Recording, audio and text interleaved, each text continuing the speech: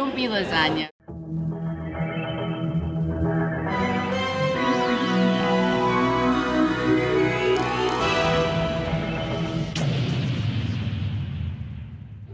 I did enjoy the idea.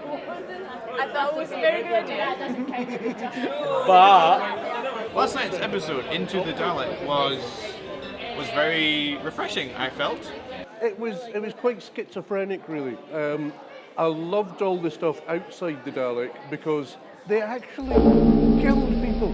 It's the first time we've seen them coming in and absolutely muntering everyone they meet for at least probably Daleks in Manhattan. This is it. I liked him this time. I didn't like Capaldi the first episode, but this time I liked him. That's quite interesting because I'm a Daleks fan. That's good to see inside and how it's worked. Oh well, much better than Deep Breath. A darker Doctor. I was blown away by the episode. Great plot. A bad Dalek gone good, and I really liked it. I would say 9 out of 10. I enjoyed it. I thought it's quite dark and a bit scary if you were a kid, but properly crazy. I did, yeah. It was quite good. Yeah, it was a bit confusing at first, but yeah, it was good. It's difficult because there was a lot of layers. I thought. We're still learning, like Clara, to get to know who the new Doctor is, and Into the Dalek. Is that the one we're reviewing? I mean, by the time this gets put out online, it could be the end of the series.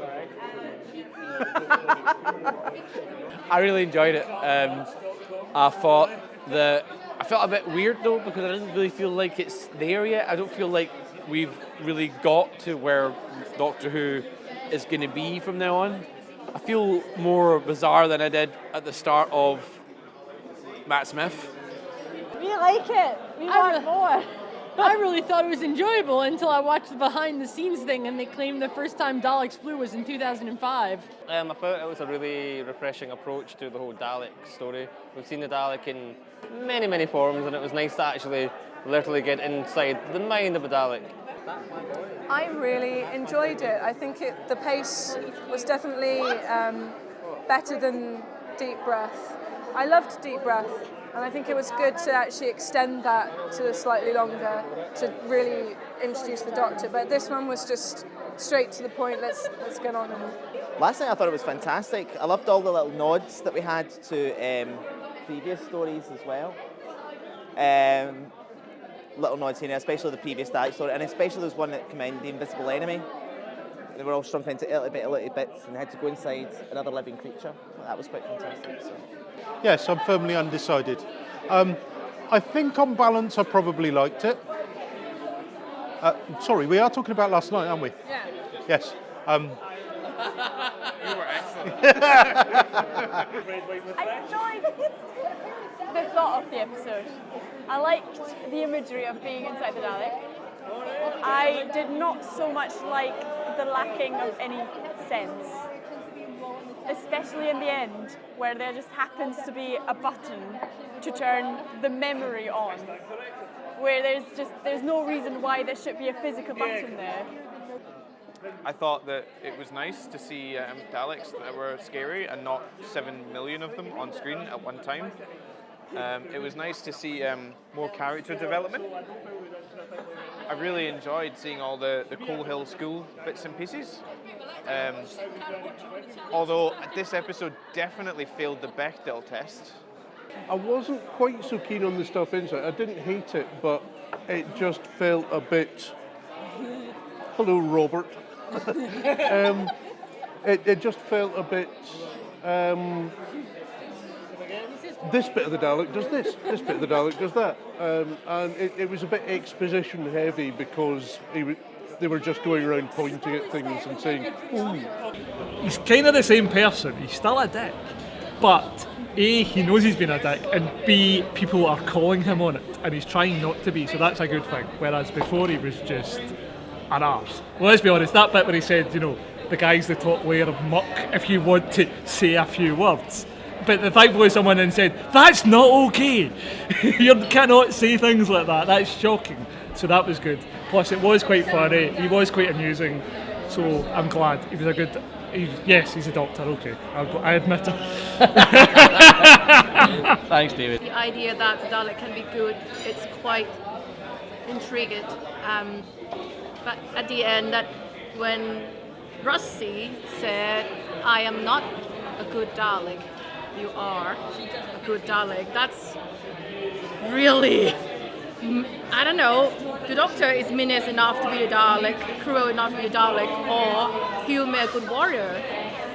Or, I don't know, that's maybe the new meaning of this Doctor, and that's powerful.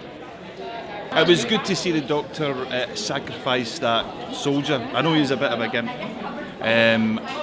but it was so cold, trust me. Oh, the guy swallowed it, gone, dead. You know, I don't know how the 11th Doctor would have sort of done something like that. I wouldn't have seen him, in fact, in the whole of Matt Smith. I've never really seen him being that cold, and all of a sudden Peter Capaldi.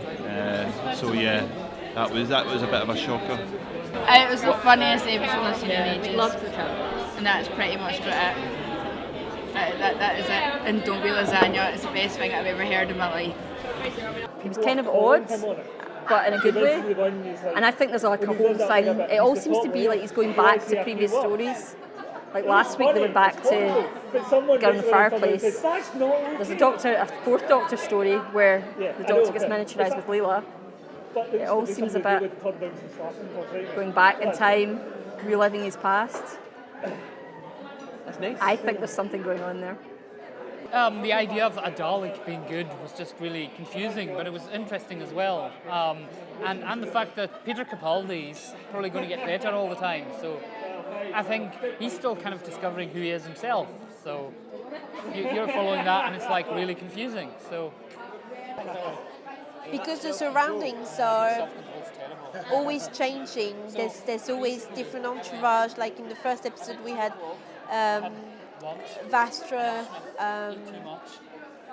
What's the name of that gang? They have a name and I can't remember it. The Pater Nostra. Of course, the Pater Nostra. So we had that in the first episode, and then we had the Aristotle crew in Into the Dalek. I think it's meant to confuse the audience, really, to just unsettle us. Whilst at the same time, I'm absolutely head over heels with Peter Capaldi anyway, because I think he's just a brilliant actor. No, it was really interesting. There was a few moments where, you just go, I think, for me, when his pragmatic side came out, he wasn't afraid to sacrifice a life, which is quite unusual for the Doctor. It's really cool. It's like you feel uncomfortable very, initially, and then you're like, actually it makes sense. Doesn't make it all right, but it makes sense. And it's, that sort of discomfort. It's shocking. It's disconcerting, but at the same time, it's like, well, maybe I don't know. I want to trust him. Yeah, no, I enjoyed it. Second time round, it's more enjoyable than the first. I think the first time round it was a bit too, what's happening here? I'm not quite sure what the situation is, but I think the second viewing this time round is worth it. Sometimes in the Moffat ones, you don't know if it's you don't know if you've seen everything the first time or not. But this time actually was worth second viewing. So, yeah, it was interesting to have that where you could actually turn a Dalek into a good Dalek, but it turns out to be a Dalek that hates Daleks. I thought it was a nice little twist. I don't know, it feels a bit more foreign, so I'm really excited to see how I'm going to feel at the end of the series. It was a strange thing, but I loved seeing that episode. I mean, Capaldi's, the 12th Doctor's deception was chilling, where he just dispensed with a life, and he made jokes about people dying, and he was so cold and aggressive, and at the same time brilliant and warm, and like one of our friends said, you want to trust him. The inside of Daleks are more squishy than I thought. They are squishy. And they have antibodies. Antibodies that were more like the toclophane than I thought. They were! They were like the toclophane. They were. Yes, they were. Peter was all over the place last week because that's the regeneration episode, where this week he was the Doctor. He was straight to the point, it was brilliant. And I love Clara because she's an actual person now. It's nice. She's a person. And a lot of people have been talking about the fact that they didn't like the stuff with the school and the drama at the school. I was like, but that makes, yeah, I know, he's doing this, and it's true. But I love the fact that we got to see a bit more of the human side of things. I think that's what makes Doctor Who so dynamic, is that 1 minute it's real life, boy likes girl, girl likes boy, here's what's going on, and then, oh, we're in a TARDIS, oh, there's a Dalek. I like that, and it doesn't miss a beat, and I just think that was really nice. So I loved the introduction of Danny Pink. I actually grew really fond of him just by seeing him straight away, and then banging his head on the tables. That was a funny moment.